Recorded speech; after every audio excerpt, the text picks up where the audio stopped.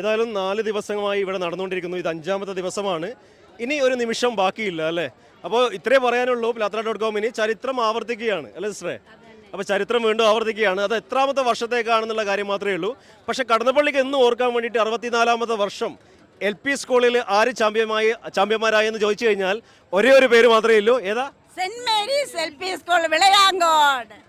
ഈ ഊർജ്ജത്തിന് ഒരേ ഒരു കാരണമേ ഉള്ളൂ. പക്ഷേ നമ്മളും കുട്ടികളൊക്കെ ചെറിയ സങ്കടത്തിൽ കൂടിയാണ് കേട്ടോ. മറ്റുള്ള ആൾക്കാർക്ക് അറിയായിരിക്കും, മറ്റ് സ്കൂളിൽ കിട്ടാത്തതുകൊണ്ടുള്ള സങ്കടമല്ല.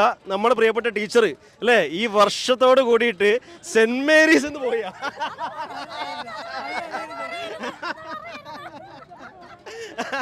അപ്പോൾ സിസ്റ്ററൊക്കെ പോകാൻ ഇഷ്ടമില്ലാതില്ല കാര്യം നമുക്കറിയാം. പക്ഷേ ഏതായാലും ഈ ഒരു ഊർജ്ജം വരുന്നതിൻ്റെ ഒരേ ഒരു സോഴ്സ് മാത്രമേ ഉള്ളൂ. അത് പ്രിയപ്പെട്ട ഡീന സിസ്റ്ററാണ് അല്ലേ?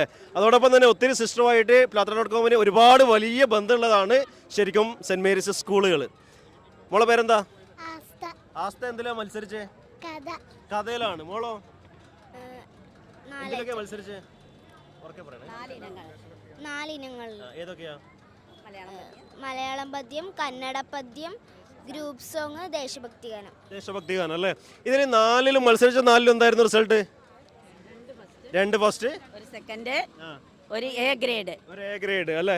അങ്ങനെ ആ രീതിയിൽ മൊത്തത്തിലുള്ള പോയിന്റ് എന്ന് പറയുന്നത് 65-ൽ 65. ഒരു രക്ഷയില്ല അല്ലേ?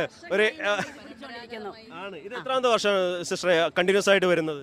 കണ്ടിന്യൂസ് ആയിട്ട് എന്ന് പറഞ്ഞാൽ കലാമേള നടത്തിയ എല്ലാ വർഷവും ഞങ്ങൾ തന്നെയാണ്. ഒരു മാറ്റമില്ല. ഇല്ല, കോവിഡ് വന്ന് 2 വർഷം മേള നടന്നിട്ടില്ല. അതല്ലാതെ അങ്ങ് തുടങ്ങി ഇന്ന് ഈ 2025 വരെയും കലാമേളയിൽ ഓവറോൾ കിരീടം ചൂടുന്നത് വിളയാങ്കോടിൻ്റെ താരങ്ങളാണ്. അതിൻ്റെ പിന്നണിയിൽ പ്രവർത്തിക്കുന്നവരാണ് ഞങ്ങളുടെ ടീച്ചേഴ്സ്. ഇത്രയും നല്ല ടീച്ചേഴ്സ് ഉള്ളത് കൊണ്ടാണ് കുട്ടികൾ ഇത്രയും നന്നായിട്ട് സ്റ്റേജിൽ പെർഫോം ചെയ്യുന്നത്. അതുമാത്രമല്ല സ്കൂളിന് ഒത്തിരി പ്രത്യേകതകളുണ്ട്. നമുക്ക് പ്രാദേശികമായിട്ട് നാട്ടുകാർക്ക് അറിയുന്ന കാര്യമാണ്. സ്കൂളിൻ്റെ സ്ട്രെങ്ത് എത്രയാണെന്ന് നമുക്ക് അറിയാമോ? ടീച്ചേഴ്സിനോട് ഞാൻ ചോദിക്കുന്നില്ല. നമുക്ക് എത്ര ആൾക്കാരുണ്ടാവും നിങ്ങളുടെ കൂട്ടുകാർ? 1920 അല്ലേ? അപ്പോൾ അതിൽ നിങ്ങളുടെ PTA ആരെങ്കിലും ഉണ്ടോ കൂടെ? പുള്ളിയെ അഭിനന്ദിക്കാതിരിക്കാൻ വേണ്ടി പറ്റില്ല. ഞാൻ ഒരു കാര്യം എന്ന് പറയുന്നത്, കടന്നപ്പള്ളി സ്കൂളിലൊരു PTA പ്രസിഡന്റ് ഉണ്ട് അല്ലേ? അദ്ദേഹത്തിൻ്റെ മേളയാണെന്നാണ് ഞാൻ എപ്പോഴും അവകാശപ്പെടുന്നത്. അതുപോലെ തന്നെ സ്കൂളിൻ്റെ വിജയത്തിന് ഒരു PTA പ്രസിഡന്റ് തന്നെയാണ് കൂടെ ഉണ്ടാവുക. ഒന്ന് പരിചയപ്പെടുത്താമോ? എൻ്റെ പേര് പ്രവീൺ എന്നാണ്. പിന്നെ PTA പ്രസിഡന്റാണ്. സ്ഥലം കുളപ്പുറം മുറനടത്തി. ഇതിനു വേണ്ടിയിട്ടുള്ള തയ്യാറെടുപ്പുകൾ എന്തായിരുന്നു സ്കൂളിൽ? തീർച്ചയായും സ്കൂളിൽ നമുക്കറിയാം, ഇവിടെ നമ്മുടെ കലാമേളയായാലും അതുപോലെ തന്നെ ശാസ്ത്ര മേളയായാലും കായികമേളയായാലും ഏറ്റവും മികച്ചു നിൽക്കുന്ന സ്കൂളാണ് നമ്മുടേത്.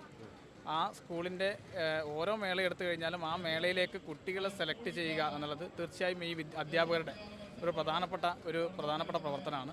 അവരുടെ ഒബ്സർവേഷൻ, കുട്ടികളിൽ അവർ ഒബ്സർവ് ചെയ്ത് അവരെ ഏറ്റവും മികച്ച കുട്ടികളെ തിരഞ്ഞെടുത്ത് തന്നെ ഈ കലാമേളക്കും അതുപോലെ തന്നെ ഇത്തരം മേളകളിലേക്കെല്ലാം പങ്കെടുപ്പിക്കാനുള്ള സാധിക്കുകയും അവരെ പരിശീലിപ്പിക്കുക. നമ്മുടെ ഒരു പ്രത്യേകത പറഞ്ഞാൽ ₹1 പോലും നമ്മൾ പുറത്ത് PTA അല്ലെങ്കിൽ മറ്റേതെങ്കിലും ഒരു രീതിയിലോ ഫണ്ട് പുറത്തൊരാളെ കൊണ്ടുവന്ന് പരിശീലിപ്പിക്കാൻ ₹1 പോലും ചെലവഴിക്കുന്നില്ല എന്നുള്ളതാണ് ഏറ്റവും പ്രധാനപ്പെട്ടത്. നമ്മളെ കുട്ടികളെ പരിശീലിപ്പിക്കുന്നത് നമ്മുടെ അധ്യാപകർ തന്നെയാണ്. അവരുടെ ഒരു പ്രധാനപ്പെട്ട പ്രവർത്തനം, അവരുടെ പ്രയത്നം അതാണ് ഫലപ്രാപ്തിയിൽ എത്തുന്നത്. അതിൻ്റെ ഒരു ആവേശമാണ് അവർക്ക് ഇവിടെ കാണാനും സാധിക്കുന്നത്. തീർച്ചയായിട്ടും ഈ പാഠ്യ വിഷയങ്ങളൊക്കെ സംസാരമാവുന്ന ഒരു സമയം കൂടിയാണിത്. അപ്പോൾ എപ്പോഴും സ്കൂളിൻ്റെ ഒരു പ്രത്യേകത പറഞ്ഞാൽ പാഠ്യ വിഷയങ്ങൾക്ക് ഉപരിയായിട്ട് അല്ലേ എല്ലാ മേളകളിലും വലിയ പ്രതീക്ഷകൾ നൽകുന്ന ഒരു സ്കൂളാണ്. എല്ലാവിധ ആശംസകളും നേരുകയാണ്. ഇപ്പോൾ തിങ്കളാഴ്ച പറ്റിയാൽ നിങ്ങളുടെ വിജയാഘോഷത്തിൽ ഞാനും സ്കൂളിലുണ്ടാവും. Thank you. Okay teacher.